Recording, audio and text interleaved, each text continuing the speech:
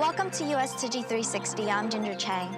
Today, I report to you from Louisiana for our two-part special on the British petroleum oil drilling disaster 3 years later.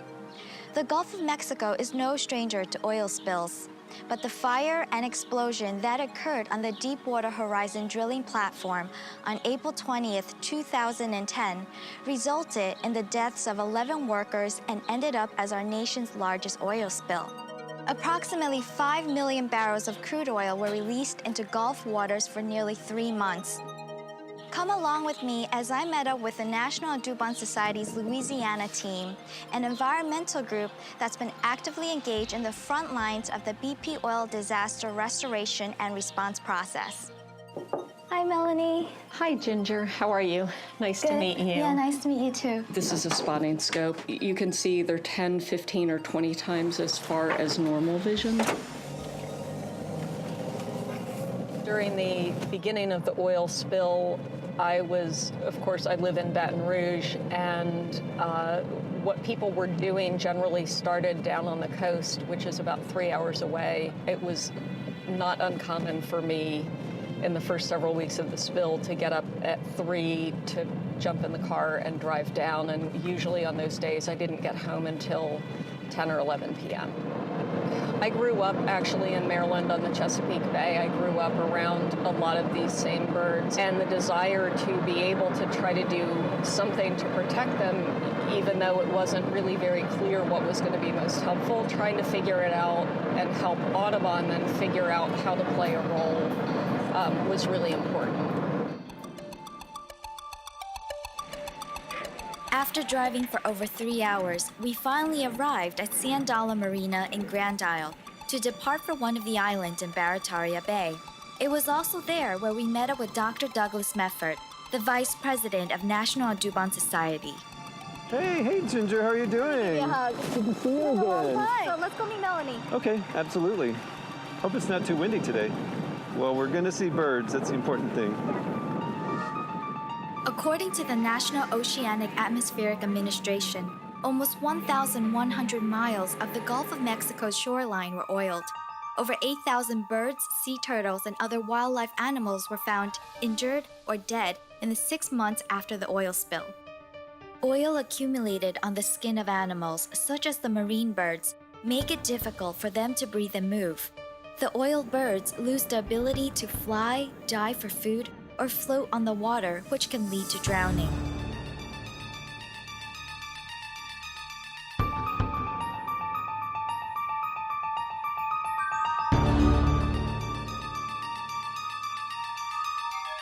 The oil also interferes with the water repellency of the feathers and can lead to hypothermia. Ingestion of the oil can kill the animal, or often it'll lead to lung, liver, and kidney damage, which eventually leads to death. After some rough, choppy waters, wonderful Captain Mark is able to get us out to one of the islands. So Melanie, what's particular about this island that we're here? We're here on Queen Bess Island, and this is one of the sites that was the hardest hit during the BP oil spill. And we were really interested in hoping that they would do well during the BP oil spill and not get too much damage, because it's a very important breeding colony for the pelicans. According to Louisiana's Department of Wildlife and Fisheries, out of the over 1,500 oiled birds that were recovered, 1,116 of them were rehabilitated and released back into the wild. Because we do bird conservation, I don't want to take risks with really disturbing the nesting birds, but if we can get around to a side that they can... So 3 years later, it's hard to tell how they're really doing. There are a lot of birds here, and you can see them building nests and carrying sticks around. But we don't know which birds these are. They may be birds that were here during the Deepwater Horizon spill. They may be birds that moved in because some of those birds that died aren't taking up space. So for instance, they could be birds that were in Texas during the spill. During the oil cleanup response, BP also contributed by creating the Vessels of Opportunity program. Among the over 5,000 commercial and charter fishing vessels employed, Captain Mark Scardino was one of them. The bird catchers would catch them during the day, They'd bring them in, they'd kind of wash them as much as they could, give them a little sedation to sedate them down so they could clean them. The next morning, we'd go there, pick them up, put them in a boat in dog cages, and under surveillance for 3 or 4 days, and then they'd try to let them go. And we were hauling all kind of birds, from pelicans to the seagulls, to the scarlet birds, anything had all in it. We picked them up from them and we transported them to Port Sulphur. I had 2 boats running 7 days a week, anywhere from 20 to 30 cages a day. The white pelicans are bigger and the brown pelicans are smaller.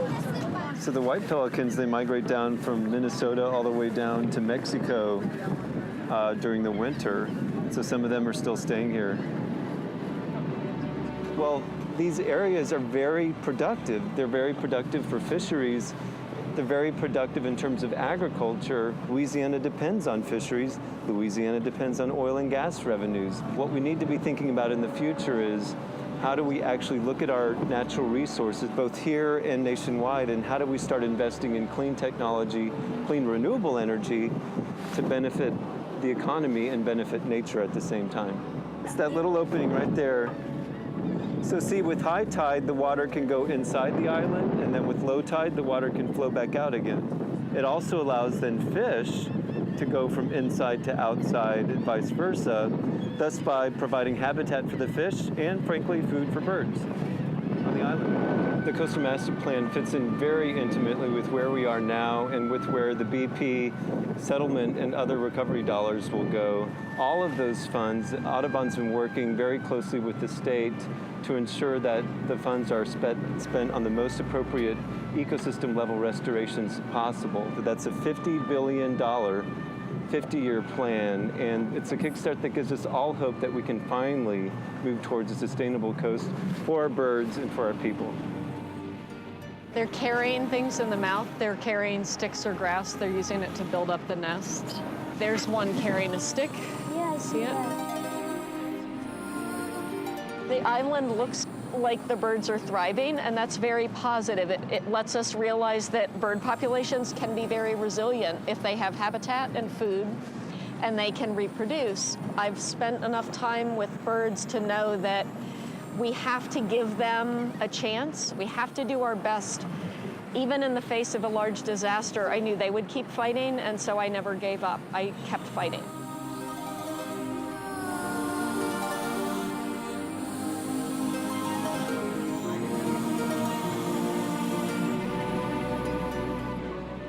Many of the people in these communities were saying, after 4 hurricanes in 3 years and after the BP oil spill, I've given up.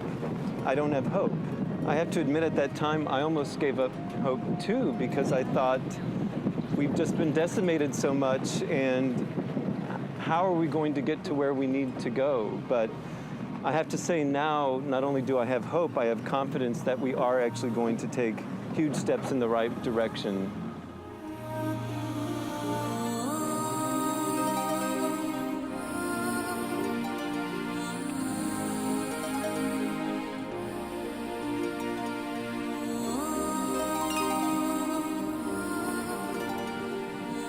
The oil spill lasted for nearly 3 months, yet the extent of the damage from a mere 87 days created an uncertainty for not only the Gulf's avian population, but our precious Mother Earth as well. For now, only time can tell, and we can only wait for the next 10, 50 years or so till we have concrete answers.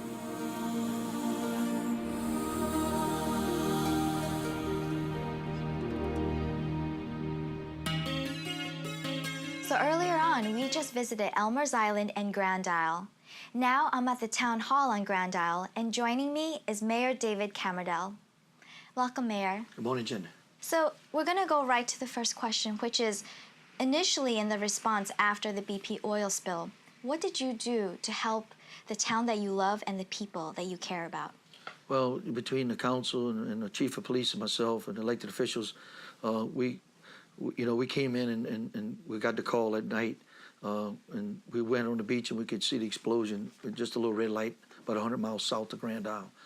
And from there, we was in touch with the Coast Guard and the higher officials, the governor, and coming through the Gulf of Mexico toward our way. Wow. It all depends on the winds.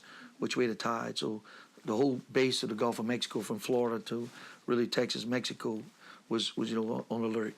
Then what did you do to help stop the oil from coming further into the beach?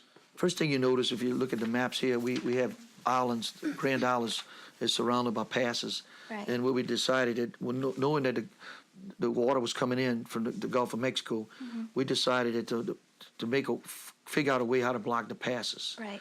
But in the meantime, our fishermen were waiting for the green light to help any way they can to put these booms.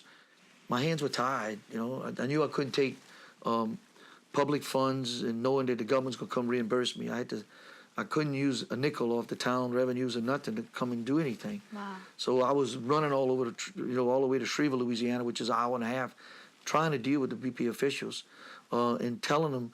And there was different mayors, different parish presidents. We was trying, to get what you gonna do? What y'all plan on doing? I mean, when we had disaster for hurricanes, we do a lot of stuff because we're resilient people.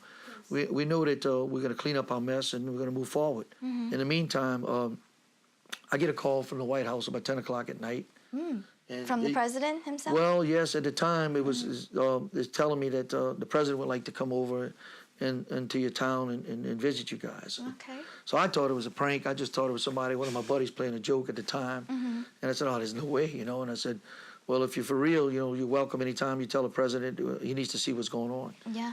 And the president came here a couple of times. First time he came in and he met with us at the Coast Guard station. At that time, we're trying to explain to the president what we think would be best. And the reason for that is to protect the island and also the Barataria estuaries, where all our fish and our crabs and our shrimp. This is the most productive place for the brown shrimp in the world. Yes. The president said, we're going to send manpower, we're going to send you help. Yes. And telling the other governors toward the east that whatever they need, we're going to help out. But Louisiana's getting hit hard. So the president sent manpower, sent a crew, did a good job. And at the same time, he met the second time, calling me back, wanted to come back to Grand Island and sit with us. And I said, the best place is to put you behind the marina and maybe sit down on a picnic table and see the oil and see the fishermen, how they make a living, and see what's devastated. And he did. So he did that. And he did that, and he met with fishermen, he met with some business owners, and listened to what was going on, and also people that own the marina, how it was devastating. They're all coming in their marinas.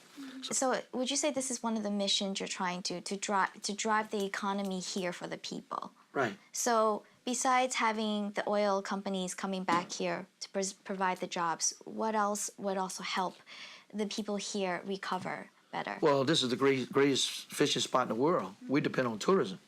And that's why I stay on BP, the council, myself, and the chief, and all elected officials. We stay on BP to clean up your mess. We're ready for summer. The business people are ready. We need our tourists back. Well, it's progress. And even though you still face some kind of uncertainty, there is progress, and you are moving forward. Yes. Yes. Well, Mayor David Camerdell, thank you once again. And I do wish you good luck and the people here. One of the key things that we've discovered is resiliency. Yes. And that's a picture of my dad I showed you earlier in the backside. Yes. I watched my mother and father lose everything in 1965. And, I've been through, first year I got elected mayor, I had to evacuate my people 4 weekends in a row. Yeah. But I can knock on wood that I didn't lose a life. And Katrina and all other storms. You talk about progress. Since Katrina, I just got some federal funds to do my last project. That's how long it takes to get your money to come in. But in the meantime, we took care of people. I seen a woman begging for food. We went and get food for her, and we fed her kids. So we're going to continue doing that. And we're going to continue working with the oil field. And we want to let everybody know that the Grand Isle's open for business, and the fishing is going to be great, and our beaches is one of the cleanest in America. Yes. Thank you so much. Thank you. And speaking of alternative and economic solutions to help fishermen recover, we're going to go meet another group that's been helping them.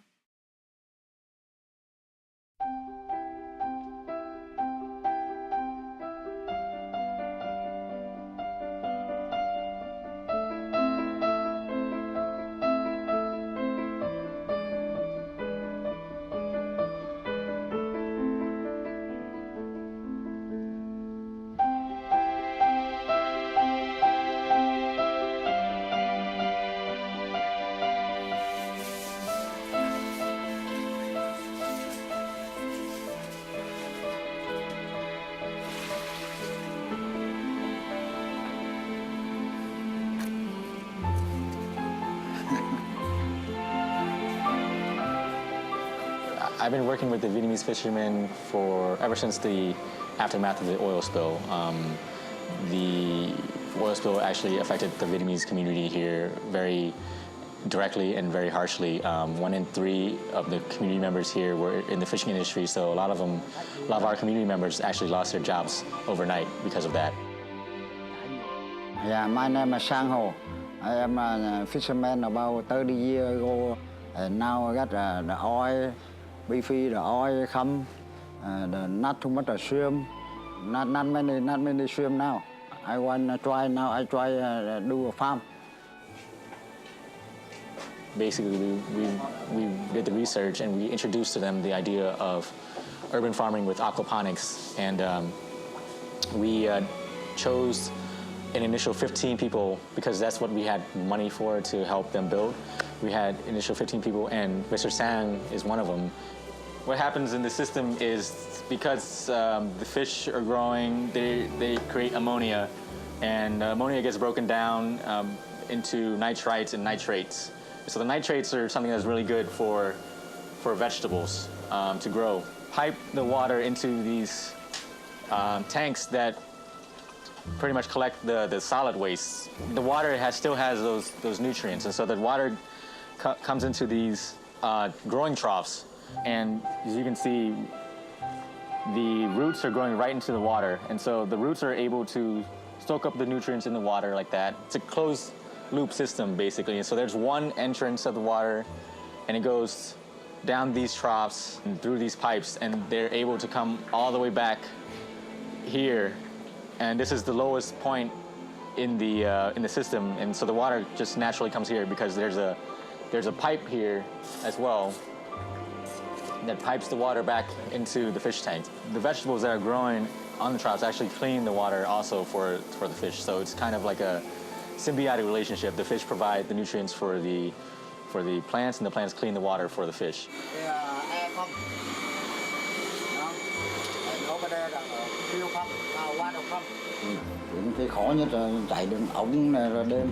It was difficult in the beginning to figure out the water pipe system. I still get most of my income from fishing. The income from farming doesn't match that yet, but working the farm is more stress-free. I enjoy it. Yeah. Yeah. After the Vietnam War, when a lot of refugees came to America, one of the reasons why they settled in New Orleans is because the climate is very, very similar. It's very hot and humid. Because a lot of people came from fishing communities in Vietnam as well, so they had that experience and farming experience as well. We're gonna grow the food we eat, so that kind of like mentality has always been there, from Vietnamese people in Vietnam to even when they moved here. Hầu như nó nhiều việc lắm. Yeah. Mình sáng ra thì những ngày mà thí dụ mà cắt rau. Usually, I wake up at 6:30 a.m. and on a delivery day, I have to cut and harvest and make sure the plants grow well. Hư thì mình đưa ra. Yeah. Bắt đầu là mình lại đưa cái rau. And for those that are not well grown, we will replace them with planting new ones. Yeah. Yeah. Đó, ương rau này mình phải tưới rau. Big one over there rất là đông lại, nè. This okay. Yeah, it's okay, good, you know. Is there more than 1 pound? Yeah, over. Yeah. About $1 pound, $10. This is what Mr. Sang is delivering today. This is a petite Mizuna. We sell it about $14 an ounce, which is equivalent to about $250 a pound. So this is very popular amongst the farmers, but they see the incentive. The pros outweigh the cons, basically, for petites. But it is a lot of hard work. And so that's what we do. We do a lot of the market research. We talk to the restaurants for them. Restaurants right now are really liking petites in general, and so that's why there's a premium on them. They can use it as garnish for salads and other things. This job really keeps me busy, but when I see them growing from a tiny seed, that makes me happy. Yeah. Because I grew up in this community, to be able to come back and knowing that our community members, it's something that affected them like so harshly, like the BP oil spill. You know, if you can do something that will help them get out of that, you know, that's something that's really rewarding, you know.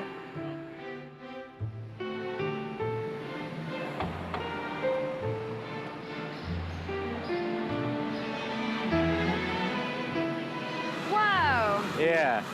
So this is just what we have today. You want to go in the kitchen or you Let's want bring it in. Let's take a look. All right. Perfect. We'll take these. These are perfect. Right now, we're supporting the veggie farmers across from Queen Mary, Vietnam, out in New Orleans East. They are providing amazing produce for us. Oh, yeah. Hey, man. Anytime. Yeah, I just want to use their stuff, though. That's what this is all about. Cut it with like just a couple pieces of that. Yeah, just a little bit. Cool. And they pay such close attention to it, and that's what we really love, you know, because we have to pay close attention to our food and the details, and we feel they do the same thing, but in the farming aspect of it. The, you know, complete devastation of that BP oil spill and really kind of putting our seafood industry in some hard times, we felt that the Vietnamese community were the most resilient, you know, of all the communities. That's great. So now after seeing the whole process, we get to see the end product, and I get to try it. So I'm with Jackie, and we're gonna see how this is. Please enjoy. Yeah. How much would this be on the menu? This would normally be about $15, $16, you know, depending on the ingredients. I'm really glad, you know, I got to try it, and it's, like you said, it's impeccable, and it tastes amazing. Awesome. Amazing. I just really wanted you guys to see how we showcase it to the everyday diner, you know, and it's and in turn it supports, you know, our local Vietnamese farmers, so I'm all about supporting them. So I believe that their efforts and their resiliency are, you know, what kind of makes us support them. You know, we like that energy, and you know, it brings a light to the situation when we see that sort of effort put into such an important local industry that we support. Restoring the Gulf's natural resources brings health and resilience into the region, economically and ecologically. Thus, the living disaster created by the BP oil spill forces us to think of better ways to coexist with Mother Nature at large. Before I go, my team and I would like to thank all the people we met along the way. Please stay with me next week for the second part of our special on the BP oil spill 3 years later. I'll see you then.